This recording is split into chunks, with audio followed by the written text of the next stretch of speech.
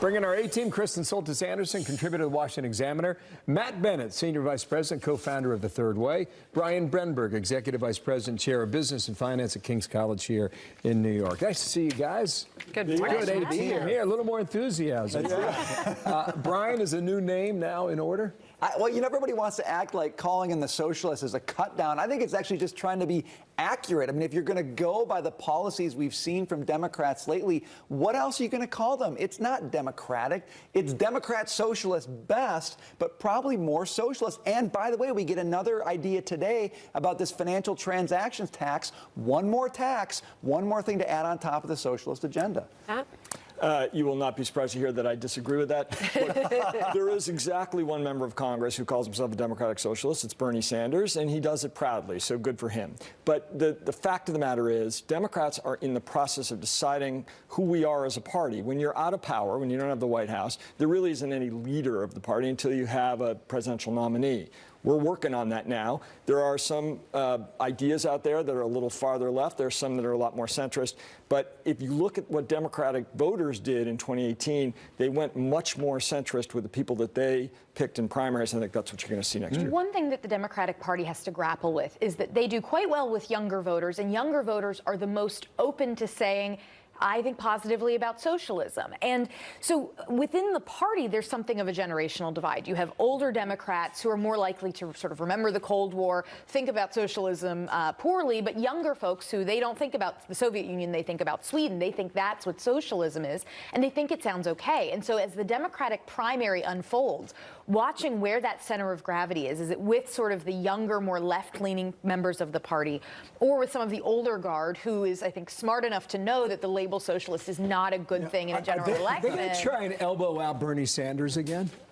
Well, yes, because he's not a Democrat. I mean, honestly, he's getting a lot of support, Matt. He is, but he's getting a slice of support. And as you may have read about, we have like 600 people running for president. So there's going to be a lot of debate that goes on. He doesn't add anything at this point. I mean, last cycle he brought some new ideas. That was his role in the race. Everybody's adopted those ideas. Again, it's socialism. The left were Brian, he's irrelevant. Did you see the crowd that Bernie Sanders got over the weekend?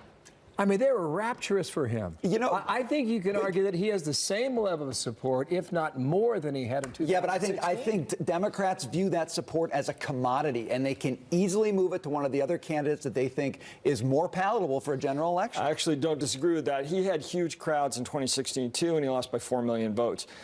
Having big crowds, having a lot of Twitter support, which he has, generating a lot of online money, which he does not mean you can win elections. There's about 6 million people supporting him online. 30 million people are going to vote in the Democratic primary. All right, so Kristen, you mentioned the old guard. Here's what Hillary Clinton is saying she will not do in 2020. I'm not running, but I'm going to keep working and speaking and standing up for what I believe. I want to be sure that people understand I'm going to keep speaking out. I'm not going anywhere. Not going anywhere. Well, the number one thing that Democratic voters want out of their 2020 nominee is someone who can beat Donald Trump. And Hillary Clinton did not beat Donald Trump the last time they tried that. So I think for Democrats, hearing that Hillary Clinton will be sitting out this race seems to make sense. I really think that when it comes to this election, it's going to be about, is the Democratic Party turning a new page, or how do they grapple with sort of the people that have led the party in the past? This is something that, for instance, a Joe Biden will have to deal with. If he decides to jump into the race, he's someone that would have a lot of name ID. He's someone that would be formidable, I think, in a general election. But does he represent the past of the Democratic Party, or are they ready for someone who's new, who's an outsider, I think it would ready have been to a story if Hillary Clinton said, I'm running. I'm not surprised that she's... Yeah, right. I mean, who actually thought she was going to run? She says, well, I'm not going anywhere. Well, the truth is you've already been pushed to the side. Nobody in the Democratic Party really cares what you have to say. The fact that you're not running simply ratifies the fact that the party has decisively left you in the past. How is it shaping up those 600 potential candidates on the left? You know, if you look at where we've succeeded as a party, we've obviously elected 2 presidents in the last 40 or so years. Both of them went through very tough primary processes. Bill Clinton was fighting down into June until he secured the nomination. He had a big field. Barack Obama had, other people ran, people forget this, but he had to beat Hillary Clinton, which was a pretty high bar, and he had to go all the way into the spring.